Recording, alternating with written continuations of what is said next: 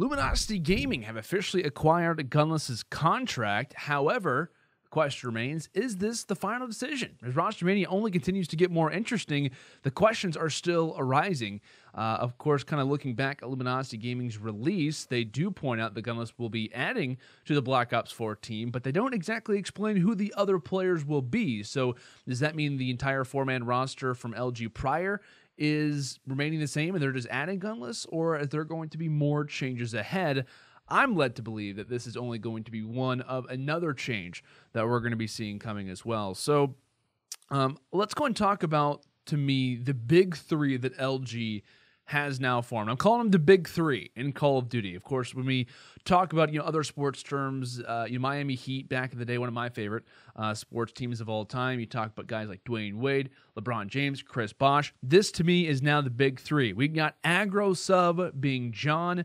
Your flex is going to be Gunless, and your main AR is going to be Formal. Those are three very powerful names that could all by themselves lead an organization, yet they join in unison together for the next season. So this to me has been a very long process. It's been known for a long time, even ever since the end of Infinite Warfare. Formal wants to team with Gunless. How can we make this happen? Gunless was rumored to join Optic for a short time. Formal was rumored to join Rise Nation. They want to play together that bad with one another that they're willing to go to any extent to make sure that it's possible. And, granted, I'm really excited to see those two pair up, but you also got to keep in mind, right, who else is joining them? They've got John. They've got pretty much every category locked down to where now it is literally filling in the gaps. How can you make those three succeed? How can you make those guys continue on their runs throughout previous titles? And there's quite a few rumors kind of going on around right now on whether or not JCAP's could be returning, whether Classic could actually be traded to this team, or even is Slack going to be on the roster moving into Black Ops 4. But please, for the love of God, do not tell me JCAP is going to be off this roster. It makes no sense in my eyes as to the reason why they wouldn't keep JCAP. I feel like in order to have those three see success, they need a stable IGL along with Formal to make the decisions, to have clean communication. Gunless doesn't talk a whole lot, but when he does, a lot of the times it's very, there's a lot to it in that case. John isn't a really big talker for the most part, but when it comes down to it, he's willing to make decisions. There's a lot of guys who a lot of the time aren't going to be having quite a bit of communication, and I feel like JCAP makes so much sense. And like I said, he's there for the IGL position. He's there to lead the team. And I want to read you guys off a few stats that are going to make, at least in my eyes, JCAP's position more valuable. A dedicated, hardcore IGL is what this team needs.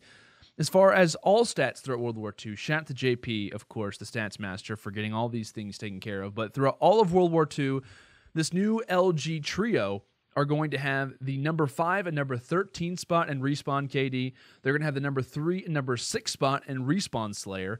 They hold the number 6 and number 17 position in S&D kills per round. They hold the number 5 and number 12 hardpoint KD throughout the World War II season. In CTF, they hold number 8 and number 12. And as far as a future stat that could be coming about, if they were to keep JCAP, get a load of this. If they were to keep JCAP, they would have the number 1, the number 2, the number 4, and the number 16 in hardpoint assists. That would be crazy. That would be kind of a random stat, but that goes to show the trading was there for the old LG team, and it still could be there. Now, I want to talk about quickly the benefits of Classic versus JCAP, because those to me seem to be the targeted fifths. I think we see Slack stay on the team. However, the battle between Classic versus Cap, I think personally Classic would be a great addition to this team. Without question, right? Phenomenal player, did not have a solid year throughout World War II, but I think he's going to have a really solid season when it comes down to Black Ops 4. He was known as a top-level Slayer throughout Infinite Warfare. I think he was probably in the top 8 discussion of players overall. Black Ops 3, still very well known, but a guy who oftentimes is slept upon.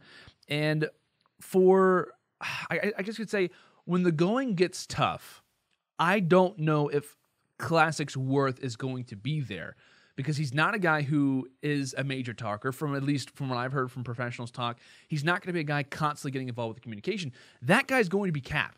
So if they were to struggle, I want to have JCAP on my team. I think he's an integral part of keeping this amazing group together. Having the combination of Formal and JCAP together, if they can continue to work, I think will be great for strategy. It's going to be great to balance out the communication.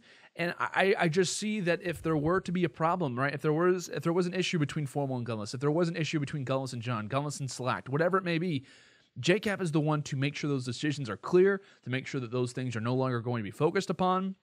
But I feel like for Formal, he's there to base things in-game, while JCAP is there for things out of game. And I think that's going to be a very important piece, because if you were to add Classic to this team, we talk about what? Formal, John, Gunless, Classic, and Select.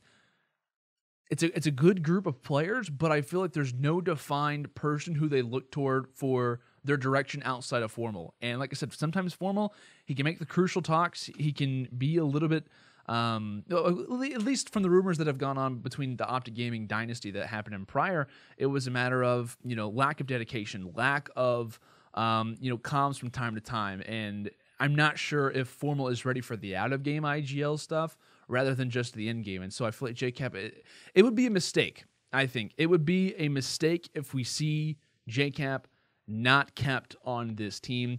I think that they will have success, but I feel like their success can be honestly turned into a potential dynasty, because I think if they keep JCAP and these three guys, the sky's the limit for Luminosity Gaming heading into the next title. My top 5 rosters heading into Black Ops 4 absolutely change if LG keeps Cap. Granted, it'll probably still be up there just based off of on-paper stuff, but regarding stats, we're at JCAP Flex, amazing player throughout the entire season.